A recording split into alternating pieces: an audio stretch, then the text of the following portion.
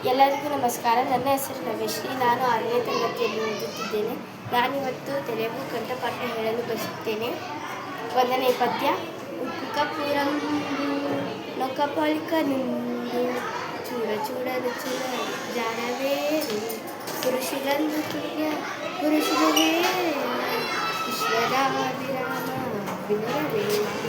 భావార్థం: ఉప్పు కప్పు రంగు చూడడానికి ఒకేలా ఉంటాయి, కానీ వాటి రుచులు వేరు.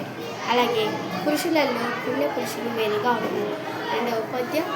ఇనుము విరిగినేని మారు మారు కాచి అతిక నేర్చు కమరీడు మనసు విరిగినేని మరి ఎంట నేర్చునా విశ్వదా విరామ వినురవేమ. భావార్థం: ఇనుము విరిగితే దానిని 2-3 సార్లు అతికించవచ్చు, కానీ ఒక్కసారి మనసు విరిగితే దానిని మరలా అతికించడం ఆ శ్రీ మహావిష్ణువు వల్ల కూడా కాదు. 3వ పద్యం.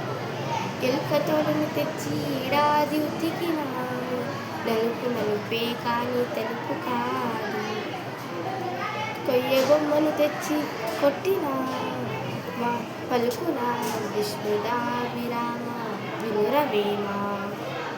భావార్థం: ఎలుక తోలును తెచ్చి ఎన్నిసార్లు ఉతికినా దాని సహజ సిద్ధమైన నలుపు రంగు అలాగే ఉంటుంది, కానీ తెలుపు కాదు.